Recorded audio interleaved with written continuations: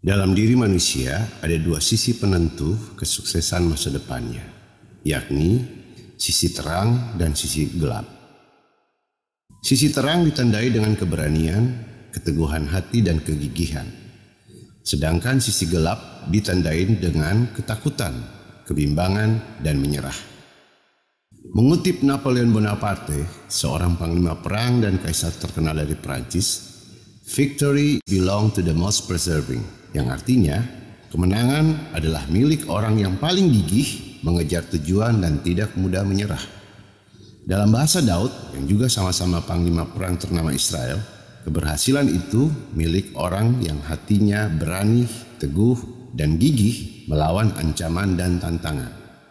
Itulah pesan pertama Daud kepada anaknya Salomo, tak kala ia diberi tanggung jawab besar untuk melakukan sebuah perkara besar dan sulit, yakni membangun rumah Tuhan. Jika Napoleon Bonaparte menempatkan keberanian dan kegigihan sebagai kunci kemenangan, maka Daud justru tidak. Bagi Daud, apa alasan yang melahirkan keberanian dan kegigihan itulah kuncinya. Daud menyebut alasan yang paling kuat itu bahwa Tuhan Allahku menyertai engkau. Ia tidak akan membiarkan dan meninggalkan engkau sampai segala pekerjaan untuk ibadah di rumah Allah selesai. Inilah kunci kesuksesan Daud yang ia turunkan kepada Salomo anaknya, bahwa semua perjuangan harus dimulai dari alasan yang kuat. Alasan yang kuat akan melahirkan keberanian dan kegigihan yang sejati. Tanpa alasan yang kuat, keberanian itu adalah semu. Sebuah keberanian tanpa alasan ibarat rumah di atas pasir. Dia akan tegak berdiri asalkan pasirnya tidak tergerus air dan angin. Sebaliknya, sebuah keberanian yang berdiri karena ada alasan yang kuat, maka ia seperti rumah di atas batu. Semakin kuat alasannya, maka semakin keras batu fondasi mengikat rumah itu. Air dan angin takkan mampu menggoyahkannya. Demikianlah Daud mengajari anaknya, bahwa kalau engkau mau berhasil mengerjakan sebuah perkara besar dalam hidupmu, jangan pikirkan apa masalahnya, apa tantangannya, apa kesulitannya, dan lain-lain. Tapi pikirkanlah apa alasan utama keberanian dirimu dan keteguhan hatimu untuk melakukan perkara itu. Jika alasanmu tidak setegar batu, maka engkau pasti akan kalah. Jika alasanmu sekeras batu karang, maka badai dan tsunami sekalipun takkan mampu merobohkanmu. Itulah dasar dari sebuah jiwa seorang satria Allah. Paulus pernah berkata, "Jika Allah di pihak kita, siapakah yang akan melawan kita?" Nasihat Daud kepada Salomo adalah sebuah nasihat iman yang mengajarkan orang percaya bahwa masa depan hidup itu terletak pada apa yang kamu yakini di hati dan bukan apa yang kamu miliki di tanganmu. Semua kerja keras, semua usaha haruslah dibangun dengan sebuah alasan yang kuat di hati. Bukan kuat karena hati yang egois, penuh amarah atau karena dendam kesumat, tetapi karena ada campuran unsur terkuat, yakni Allah. Tidak selalu keberanian itu lahir dari sisi terang manusia. Terkadang ia pun hadir akibat pelampiasan rasa takut, rasa bimbang, hingga putus asa.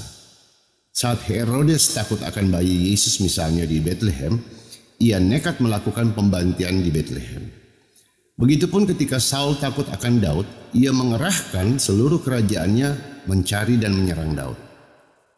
Demikian pula itu terjadi saat Kain membunuh Habel atau Yusuf dijual kakak-kakaknya, hingga Saulus yang membenci orang Kristen. Ada banyak tindakan keberanian yang terlihat di depan mata, namun sebenarnya di balik itu ada bayangan ketakutan dan keputusasaan. Banyak kejahatan dan sisi gelap dunia turut melahirkan keberanian dan kegigihan diri manusia. Itu sebabnya Daud menasihati anaknya bahwa keberanian dan kegigihan yang sejati bukanlah berasal dari unsur dunia, tapi dari unsur Allah.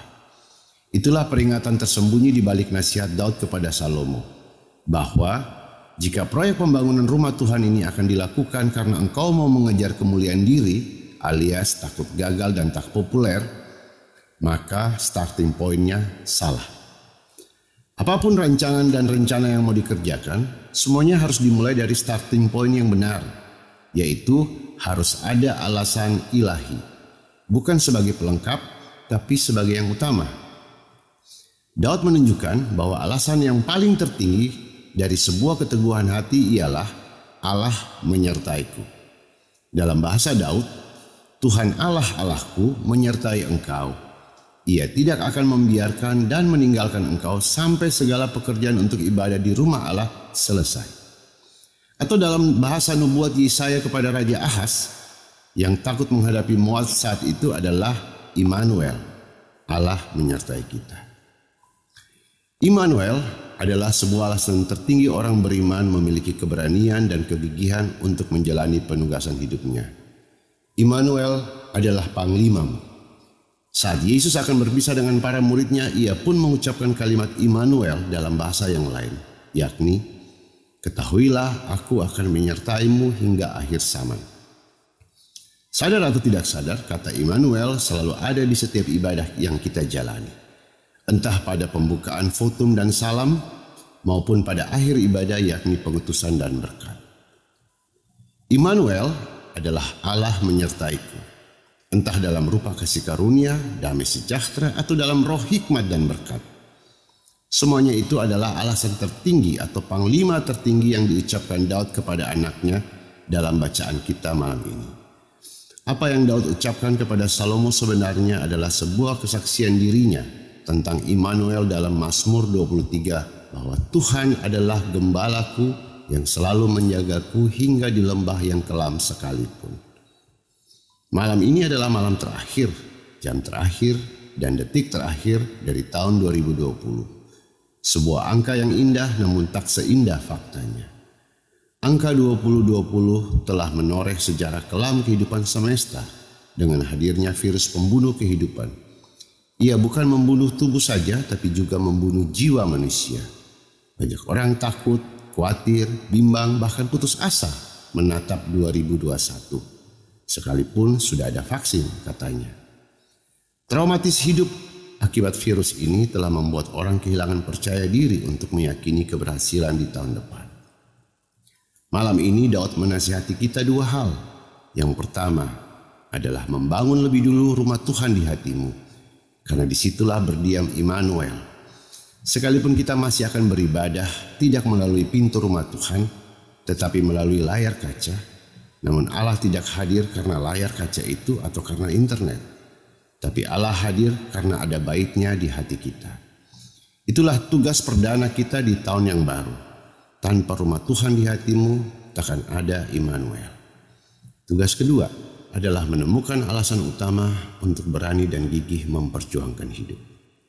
Apapun rancangan dan rencanamu di tahun baru, mulailah bukan dengan alasan keinginan pribadi atau cita-cita, tapi mulailah dengan alasan yang ilahi.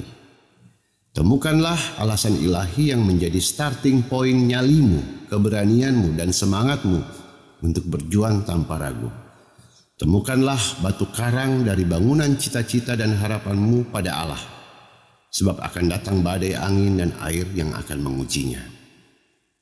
Pada akhirnya seperti pesan para malaikat di hari Natal, jangan takut, sebab hari ini telah lahir padamu Immanuel. Dialah Kristus yang menjadi alasan utamamu untuk tidak gentar memasuki tahun 2021. Dialah Kristus panglimamu yang membuatmu berani memasuki tahun 2021. Bahkan sekalipun datang lagi gelombang kedua virus ini. Berdirilah teguh dengan bait Allah di hatimu. Janganlah takut sebab Tuhan ada bersamamu.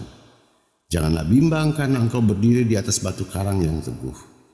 Tuhan takkan pernah meninggalkanmu dan membiarkan dirimu hanyut dalam ketakutan dan putus asa.